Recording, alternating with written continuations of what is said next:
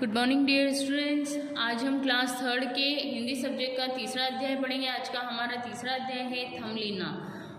वह कहाँ से आई थी कोई नहीं जानता था, बस इतना पता था कि वह एक कमल के फूल में रहती थी। एक दयालु औरत ने उसका पालन पोषण किया था। उसकी लंबाई अंगूठे के बराबर थी। चूंकि अंगूठे को अंग्रेजी में थम कहते हैं, अतः उसका नाम थमलीना पड़ गया।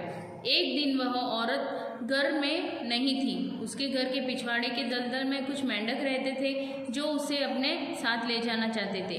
मेंढक चुपचाप आए और सोती हुई थमलीना को उठा ले गए। रास्ते में थमलीना की नींद खुल गई। उसने अपने आप को दूसरी जगह देखा तो डर गई। डरते डरते उसने एक मेंढक से पूछा, तुम कौन हो, मुझे कहाँ ले जा रहे हो? मुझे मेरे घर वापस छोड़ दो। चुप हो जाओ, एक मेंढकी ने थमलीना को धमकाया। मेंढकी उसे दलदल में अपने घर ले गई। वहाँ थमलीना का दम घुट रहा था, वह रोने लगी। यह देख मेंढकी ने सख्त लहजे में उससे कहा, अब तुम्हें यहीं दलदल में हमारे साथ रहना होगा। कल मेरे बेटे के साथ तुम्हारी शादी हो जाएगी और तुम इस दलदल की रानी बन जाओगी। थमलीना जोर जोर से रोने लगी। उसे न तो मेंढकी का बदसूरत बेटा पसंद था और न ही दलदल की वह गंदगी। वही झील के किनारे एक पेड़ पर कुछ चिड़िया बैठी थी। उन्हें थमलीना पर दया आ गई थी। उन्होंने कमल की उस डंडी को काट दिया जिस पर थमलीना बैठी थी। डंडी के कटते ही थमलीना पानी में बहने लगी। बहते बहते वह नदी के किनारे स्थित एक सुंदर घाटी में पहुंची। यहाँ उसके जैसे और भी बहुत से छोटे छोटे पंख वाले जीव थे।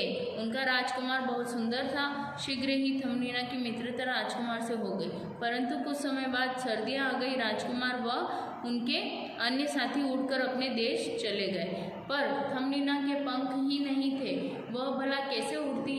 उसे वहीं उस घाटी में रहना पड़ा। भूख लगने पर वहाँ लगे पेड़ों के फल खा लेती थी। कुछ समय बाद जब फल खत्म हो गए तो वह पत्तियां खाने लगी, परंतु बर्फीली हवाओं से कुछ दिनों में पेड़ों की पत्तियां भी झड़ गई। अब तो खाने को कुछ भी नहीं बचा था। चारों ओर बर्फ ही बर्फ जम गई थी। थमलीना को कई दिनों तक भूखा ही रहना पड़ा। फिर उसने चूहिया का दरवाजा खटखटाया। चूहिया ने उसे बड़े प्रेम से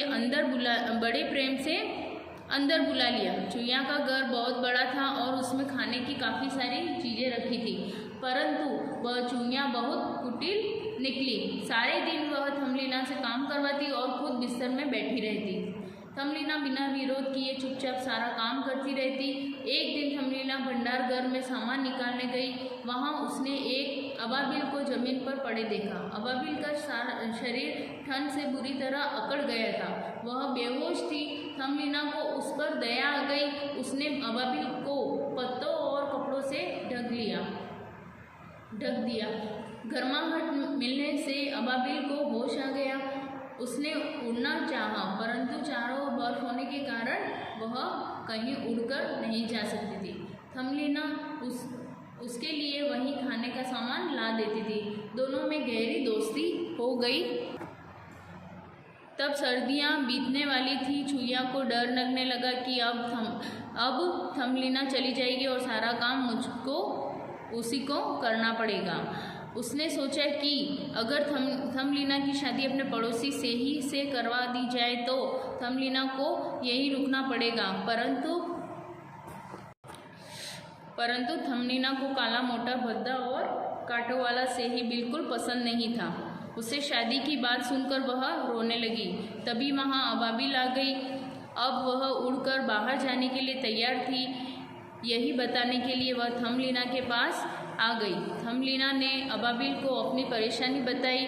उसकी बात सुनकर अबाबिल ने कहा, अगर तुम यहाँ से जाना चाहती हो तो मेरे साथ चलो, मैं आज यहाँ से जा रही हूँ। थमलीना अबाबिल की पीठ पर बैठ गई। चूहिया और सेही नीचे चिल्लाते रह गए और अबाबिल थमलीना को लेकर उड़ गई। अबाबिल ने उसे फूलों की घाटी में उतार दिया जहाँ राजकुमार रहता था। आश्चर्य की बात तो यह थी कि यहाँ आने के बाद थमलीना के भी पंख निकल आए।